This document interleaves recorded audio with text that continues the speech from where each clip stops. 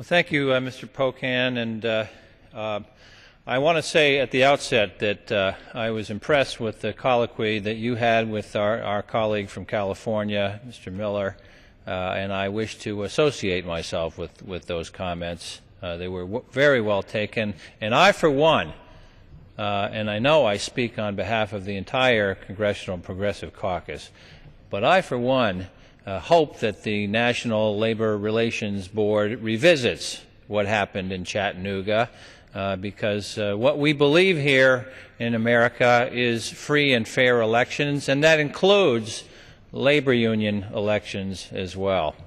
But we are here to talk about raising the minimum wage, and it was only appropriate that Mr. Miller from California was here with us this evening, because he's one of the co-authors of H.R. 1010, the bill to raise the minimum wage to $10.10. A modest proposal, I should add, but let me attempt to address this House. I know that there are those who think that everything that could be said about raising the minimum wage has already been said, but allow me to address this House as if nothing had been said about raising the minimum wage in this country to $10.10. It is simply a matter of arithmetic. You know, if you just take what people were making at a minimum wage in the late 1960s in this country and put it on a cost index, a consumer price index, any kind of measure of inflation that has gone on since 1968, you see that, as my colleague and good friend from Wisconsin mentioned, it is well over $10.10 an hour. It's something like $10.60 an hour. So this is indeed a modest proposal to turn the minimum wage up from the mid-sevens to $10.10 an hour. And there are good, solid reasons we have in this country for doing this. My fellow members of the House, you have to remember what life is like for people who are making $7.25, $7.50, $7.75. People who are in that range are not bringing home enough money to make a living wage. They don't have enough money for the necessities of life. People who are working full-time, you've heard the expression, the working poor. That's who we're talking about. These are the working poor. And think about what our society has to do for the working poor. These are the people who have to take advantage of the Supplemental Nutrition Assistance Program, the SNAP benefits. They used to be called food stamps. These people don't make enough money, even though they work full-time, to feed their families properly. So they resort to help from the SNAP program. Who pays for the SNAP program, you might ask?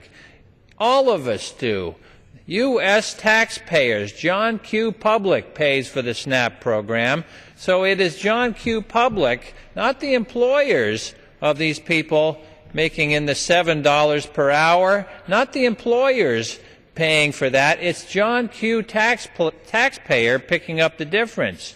It's the taxpayers paying for the SNAP benefits for the workers who, although they're working full-time, their employers are not paying them enough so that they can feed their families, give them the very basic necessities. What else? These are people that live in Section 8 housing, low-income housing. This is, everybody knows that, the projects. That's where they live, the people who make minimum wage right now and try to feed and clothe and shelter their families on minimum wage in this country. So who pays the supplemental amount that keep the Section 8 housing program going?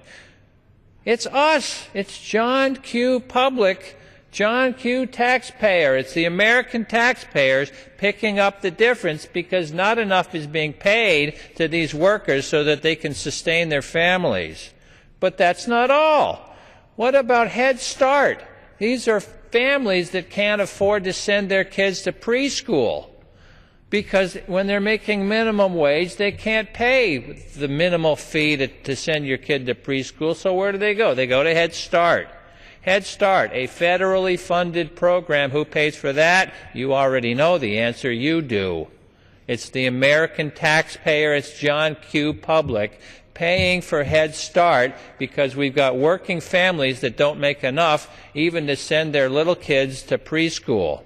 What's the point of all of this? The point is that these employers paying the minimum wage to these workers are paying so little that the American taxpayers have to step in and improve the lives of these people to such a basic level that they can feed them and clothe them and shelter them and give them the basic elemental education. In other words, these employers are freeloaders. They're getting a free ride off of the American public because they're paying the minimum wage, which is in the 7s, and it should be in the 10s. You know, listening to this debate, the owner of a small business might say, well, wait a minute, that means I have to lay people off because I only have so much money to pay my employees. So if you up the minimum wage to $10.10, I don't have as much money to pay each person, so I have to lay somebody off so I can pay the remaining people the $10.10 an hour. That's a fallacy. It is a completely bogus argument. And let me tell you why. Because that assumes that your business is a zero-sum game. It is not. And to prove that, we need to go back a century to a great American businessman, a self-made man, Henry Ford, out of Dearborn, Michigan. And what did he do? He started one of the greatest auto companies in the world. And a central tenet of his business principles was that he was going to pay his workers a living wage. And he did. And they asked him, Mr. Ford, why are you paying your workers so much? You don't have to do this. And the answer is, I want my workers to be able to afford the things that I'm building. If these people can't afford what I'm building, then I don't have a market. And that's where the magic word comes in. Customers. If you pay $10.10 to your employees, it's not just your employees getting that increase in wages. It's everybody else's employees, everybody in America. Instead of making in the 7s, they get up to $10.10, and all of a sudden they have a few more coins jingling in their pockets, and they might show up in your place of business. You're making customers out of millions and millions and millions of Americans by paying them a working wage, a living wage, a wage that will enable them to become your customers. So don't write off this argument. And don't fall for the same old argument that has been used, trotted out time and time again for why we shouldn't raise the minimum wage. If we here in America had believed and followed that argument, the minimum wage would still be two and a quarter instead of what it is now. So think of the customers you will get. And this is why raising the minimum wage just to what we would raise it to account for inflation since 1968 makes sense. And with that, I yield back with my thanks to my friend from